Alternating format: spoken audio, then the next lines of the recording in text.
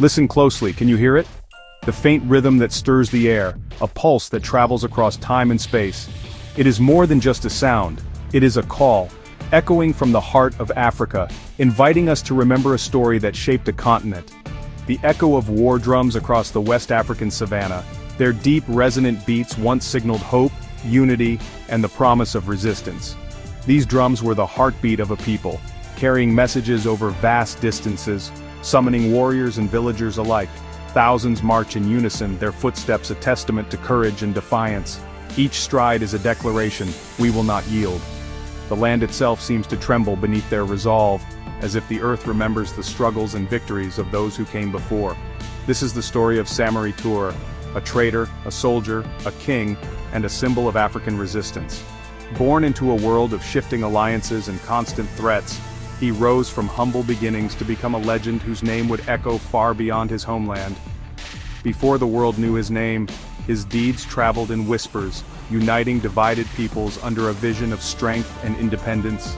Around fires and in the shadows, stories of his bravery spread, inspiring hope in the hearts of the oppressed and fear in the minds of his enemies. The French colonial officers dismissed him as a minor chieftain, until they faced the man they would call the Black Napoleon. They underestimated his resolve, his strategic brilliance, and the loyalty he inspired among his people. Samori's power came not from guns, but from the unyielding spirit of a people determined to be free.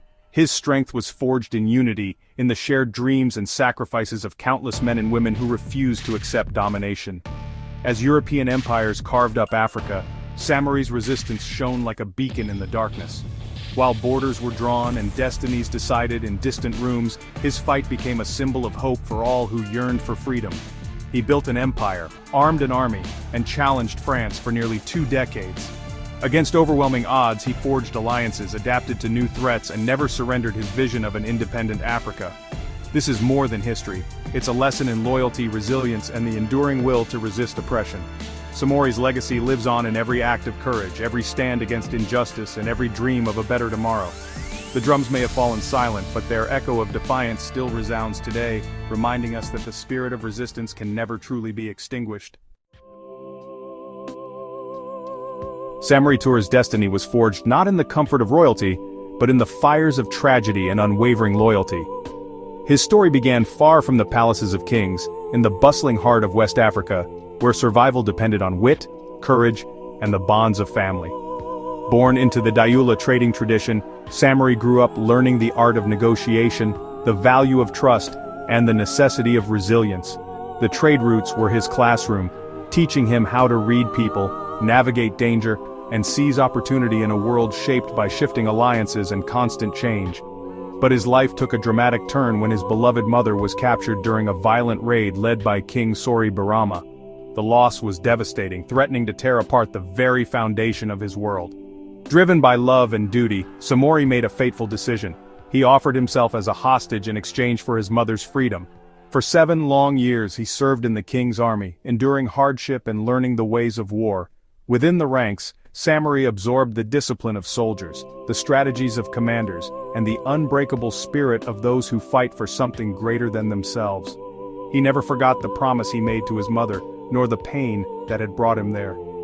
When the day of his mother's release finally arrived, Samori emerged not just as a grateful son, but as a seasoned leader. The years of sacrifice had transformed him, forging a new sense of purpose and strength. He had witnessed firsthand how a disciplined, united army could shield a people from humiliation and defeat. The lessons of hardship became the foundation of his vision for the future. The son who once sacrificed everything for his mother now dreamed of building a force strong enough to defend his people, their dignity, and their way of life. Samori envisioned a new, unified state, one that would stand tall against any aggressor, refusing to bow or break under foreign threats. His transformation from merchant to warrior was now complete, his resolve hardened by every trial he had faced. Samori Touré's ambition was clear: to secure freedom for his people, no matter the cost, and to inspire generations with the story of a warrior born from sacrifice and hope. Samori Touré set out to build an army defined by discipline, loyalty, and innovation. He understood that to survive against powerful adversaries, his forces needed to be more than just brave. They needed to be organized, united, and unwavering in their purpose. Samori's vision was to create a force that would not only defend his people, but inspire them. He recruited young men, the Sofa, who pledged loyalty to him not by force but by choice. These recruits came from diverse backgrounds drawn together by a shared sense of duty and hope for a better future. Their commitment was personal, rooted in respect for Samori's leadership and the promise of a united homeland. Training was relentless. Promotion was earned through merit, not birth. Every soldier, regardless of origin, had to prove himself through skill, courage, and discipline. This meritocratic system fostered fierce loyalty and a sense of brotherhood among the ranks. Realizing the danger of relying on European arms, Samori established workshops to repair and replicate rifles, creating Africa's first military-industrial complex. Local blacksmiths and craftsmen became vital to the war effort, adapting foreign technology and innovating with limited resources. This self-sufficiency gave his army a crucial edge. His army was split into professional soldiers and a reserve militia, organized with clear command structures. This allowed for flexibility in battle and ensured that every man knew his role, whether on the front lines or supporting from behind. Samori led from the front, forging an unbreakable bond with his men. His presence inspired confidence and courage, and his willingness to share in their hardships earned him unwavering respect. His forces became the embodiment of his vision, disciplined, loyal, and self-reliant. They trained not just for war but for survival, learning to adapt to any challenge that came their way. Before facing the French, Samori had already built the foundation of resistance. His army was prepared for the long struggle ahead, fortified by shared purpose and a deep sense of identity. His army was a symbol of what Africans could achieve when united. Their unity sent a powerful message, not just to their enemies, but to all who dreamed of freedom. He had forged a force in his own image, unyielding and fiercely independent. Their resolve would be tested, but their spirit was unbreakable. This army would soon face its greatest test. The men stood ready, knowing that the fate of their homeland rested on their shoulders. The stage was set for a clash with the world's most powerful empire, a confrontation that would demand every ounce of discipline and iron will Samori had instilled in his men. With his disciplined army, Samori Touré began building the Wassoulou Empire. He united warring states across Guinea, Mali, Sierra Leone, and Ivory Coast, not for plunder, but for security and unity. Samori offered a choice: join his empire and share in its strength, or be conquered. He established a centralized government, dividing provinces among trusted leaders. Islamic law provided a common framework, bringing stability to a fractured region. Education and religion were central. Mosques and schools unified his diverse subjects. As Omami, Samori was both king and spiritual guide, strengthening loyalty. The Wassoulou Empire became a model of efficiency, prosperity, and unity. It controlled vital trade routes and fostered a shared identity. This was the formidable state the French would soon confront. As Samori consolidated his empire, the French advanced from Senegal, seeking to link their West African territories. Armed with modern weapons and imperial arrogance, they underestimated Samori. Early encounters in the 1880s saw the French dismiss him as a minor chief, but Samori met their diplomacy with caution and their aggression with fierce resistance. The French escalated, launching larger campaigns to seize his gold-rich lands. Their artillery and machine guns inflicted heavy losses, but Samori adapted quickly. He realized he couldn't win set-piece battles, and needed a new strategy. The war entered a new phase, one of adaptation and survival. Samori would turn the land itself into a weapon. The French faced not just an army but a master of strategy. The struggle for West Africa had truly begun. Outmatched in firepower, Samori Touré embraced guerrilla warfare. His Sofa moved swiftly, striking French columns with surprise ambushes before vanishing into the bush. Traders and villagers formed a vast intelligence network, feeding Samori vital information and misleading the French. French troops, burdened by supplies and disease, found themselves fighting a ghost. Samori's forces harassed supply lines, starving the French of resources.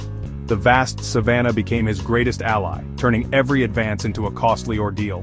Morale plummeted among French soldiers, plagued by uncertainty and exhaustion.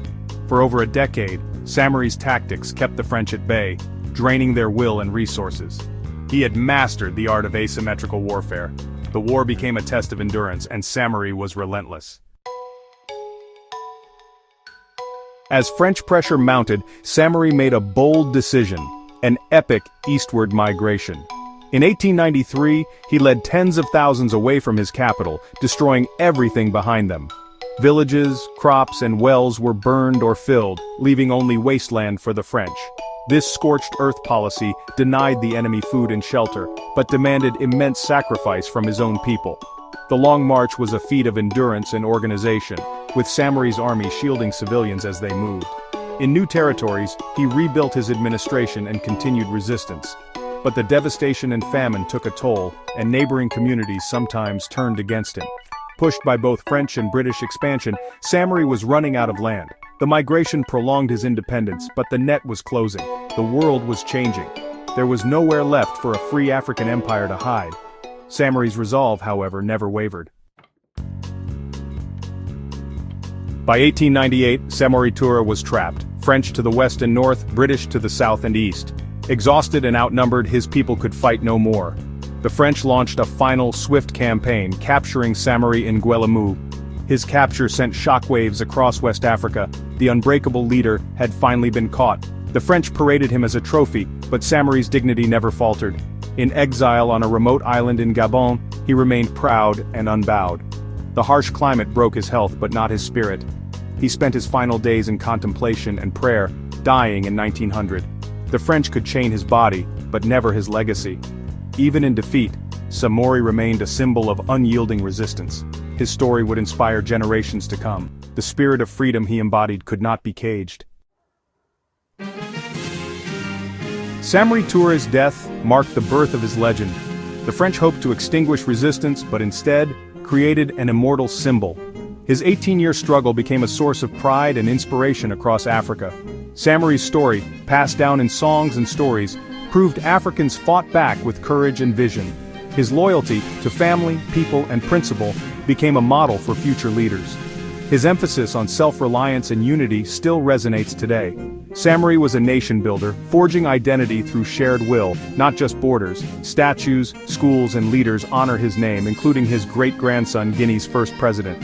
Though his empire fell, his spirit triumphed. The echo of his defiance still calls for justice, unity, and liberty.